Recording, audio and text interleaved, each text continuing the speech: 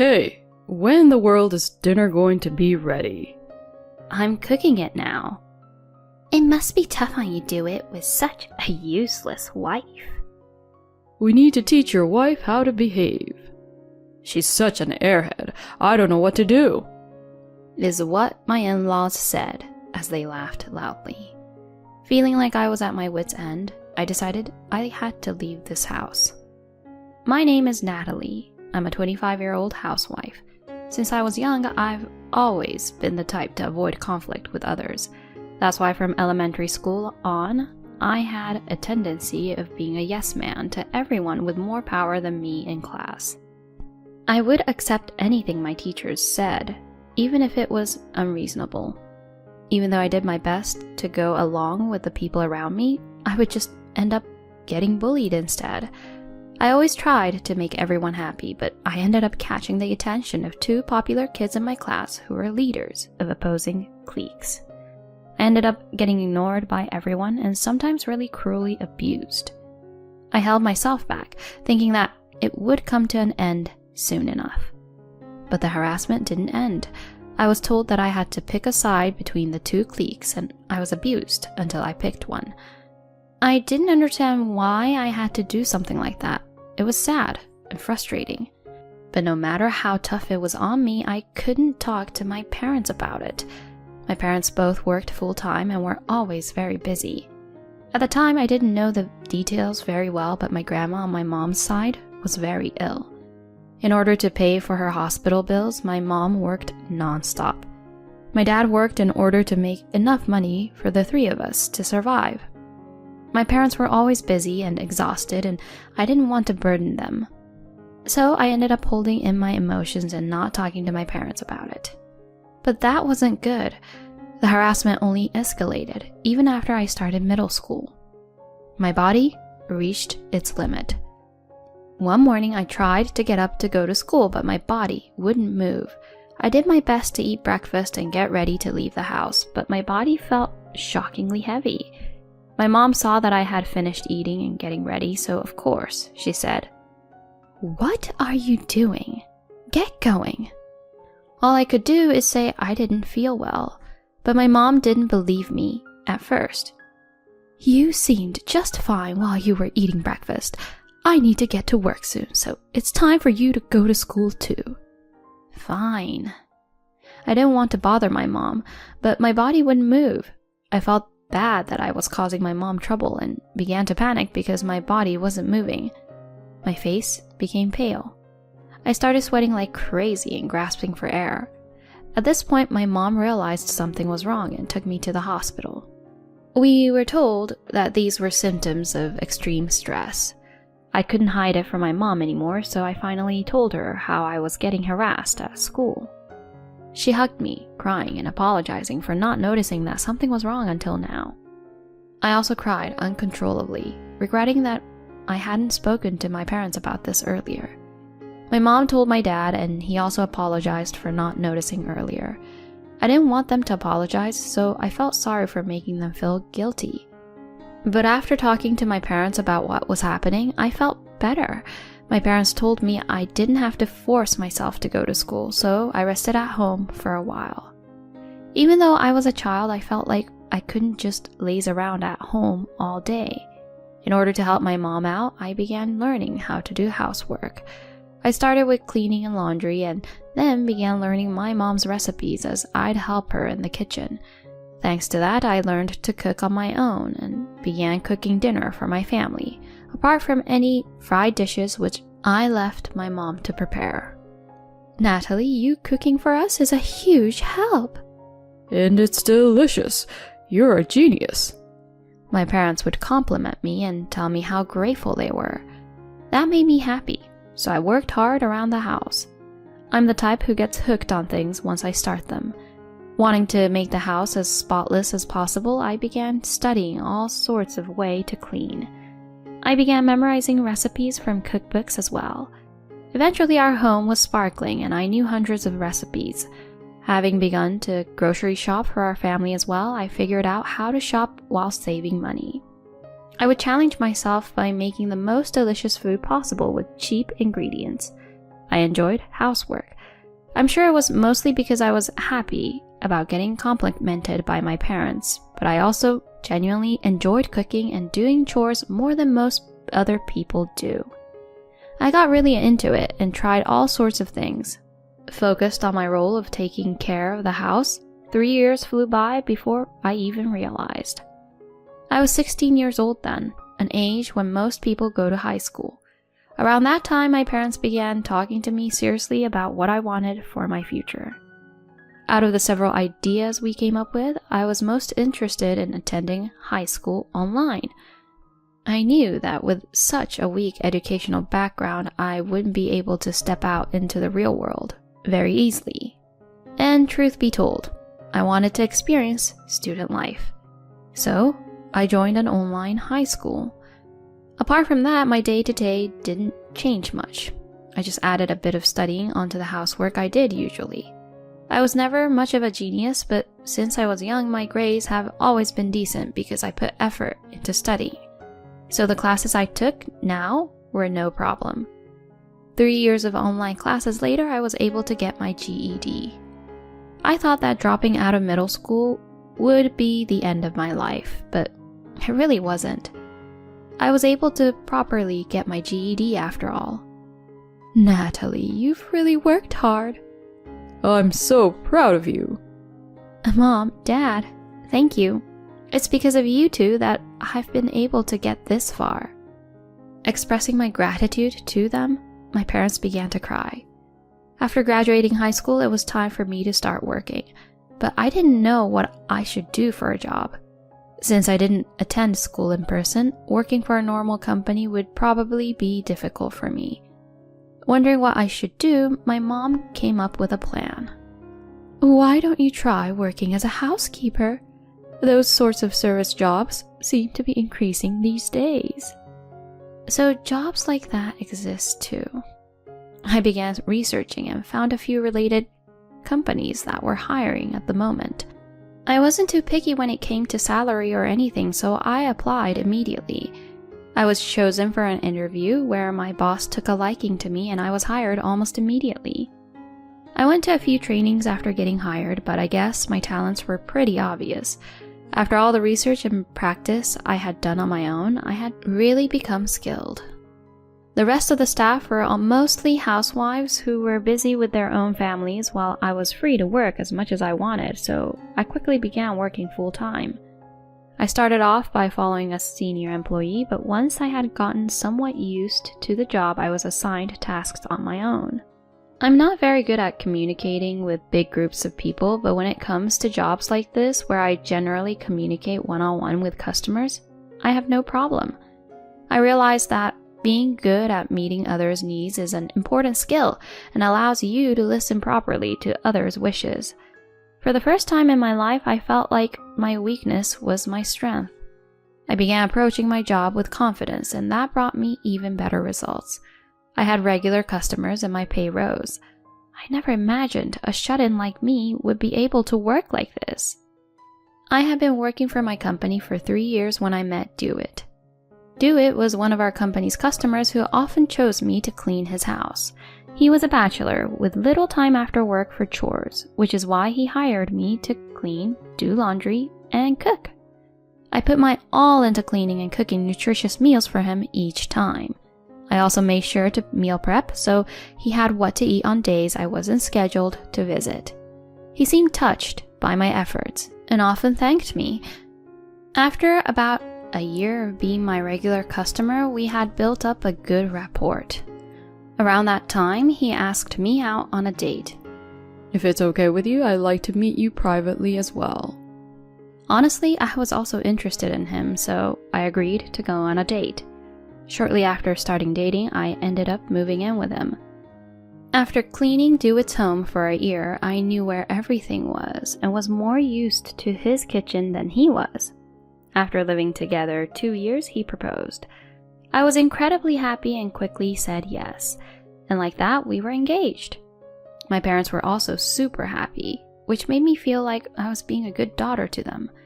After announcing our engagement, our families met for the first time and we had our wedding ceremony. After going on our honeymoon, we returned to our apartment and began our newlywed life. Being newlywed was super fun.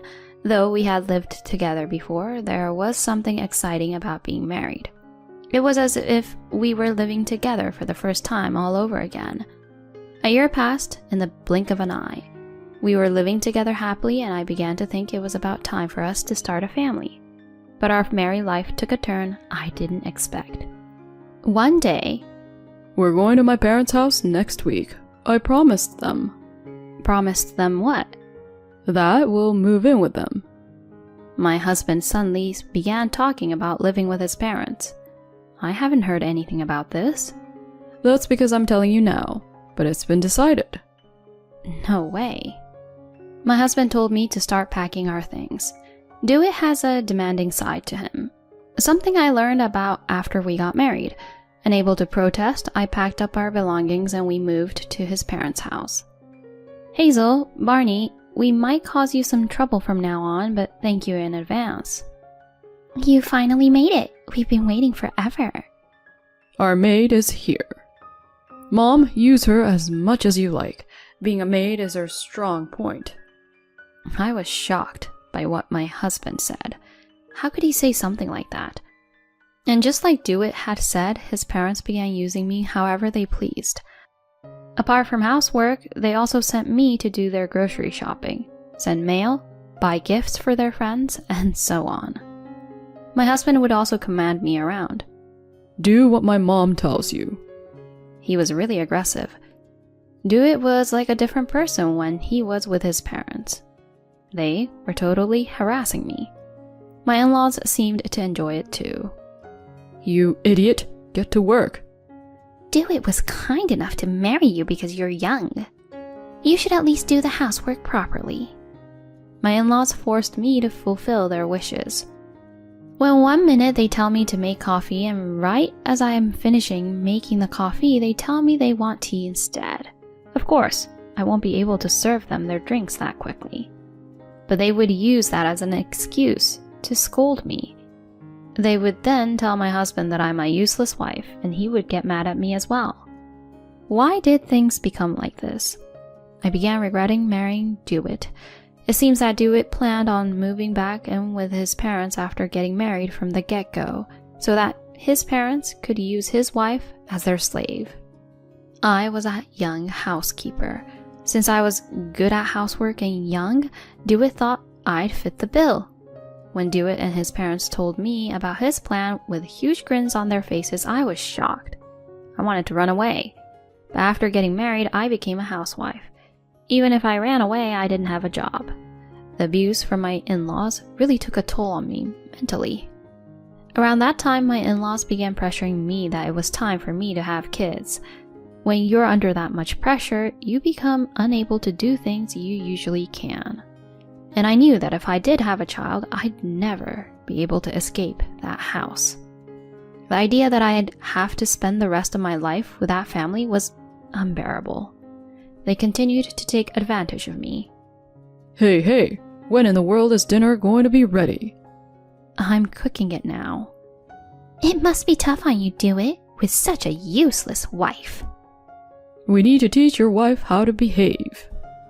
She's such an airhead.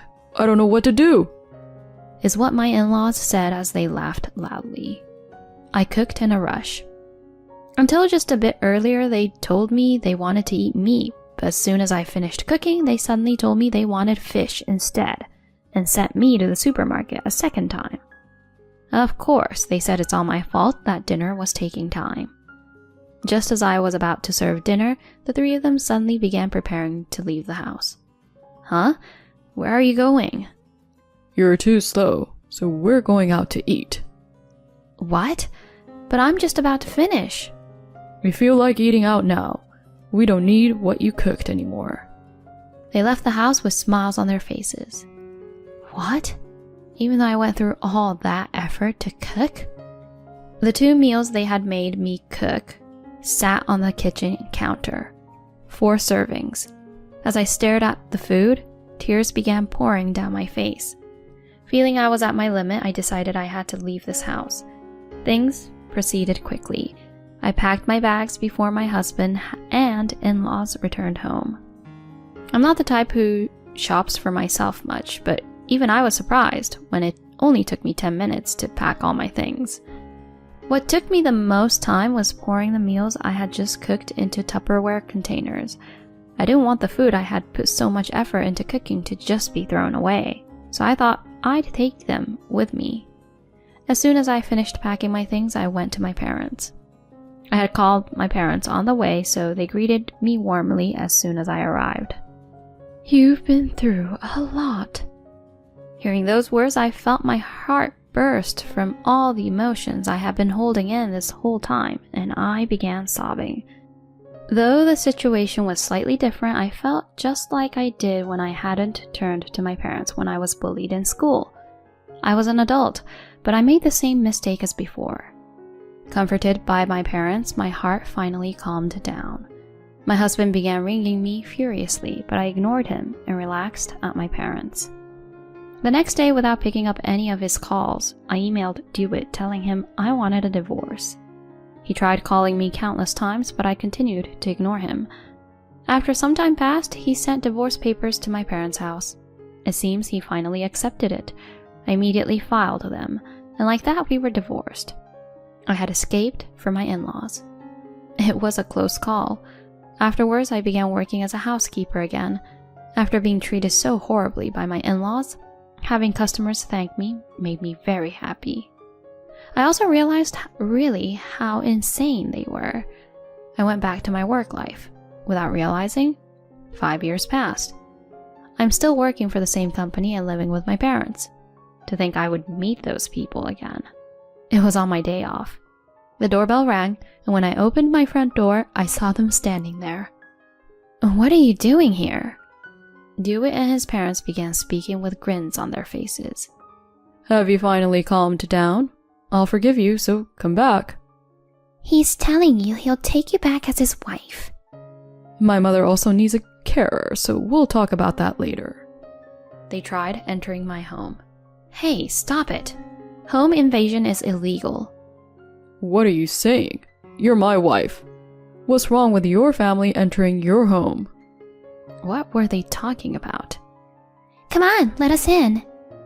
You're going to clean our house and take care of my mother. Of course not. I laughed while saying this, and my ex-in-laws froze, bewildered. I divorced you and remarried. Huh? My husband, Martin, came down from the second floor. Sorry, Martin, were we too loud? You're on night shift tonight, so I didn't mean to wake you. Don't worry. My ex-family were shocked to see my current husband. Who is this? My ex-husband and his parents suddenly came to tell me to go back home with them. I see. They really are tyrannical. Martin stood in front of them and told them to leave. Since he was over 6 foot tall and muscular, my ex-family seemed threatened by Martin. Quit messing around. I never accepted a divorce. You're having an affair. Dewitt began spouting nonsense. The divorce was officially filed, but you're trying to force your way into our home? Wouldn't you say that's home invasion? I spoke up. Martin is a cop, so he can arrest you on the spot. Dewitt replied. A cop? Dewitt and his parents suddenly panicked.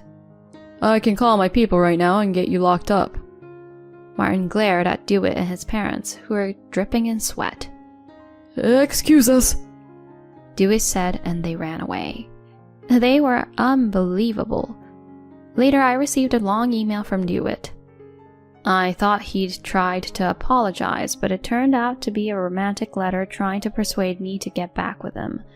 It seemed that his grandmother was in need of someone to take care of her, which they wanted to pin on me. It also turns out that his father had made a big mistake at work, so he had been fired and was currently unemployed. I was glad I cut off ties with them a long time ago. My current husband is someone I had known since I was young, who reached out to me after finding out I had gotten a divorce. After dating for some time, we got married last year and he moved in with my parents and I. He was reliable and really loved me, so I was happy that we got married. I'm sure that from now on, I'll live a happy life with my husband and parents.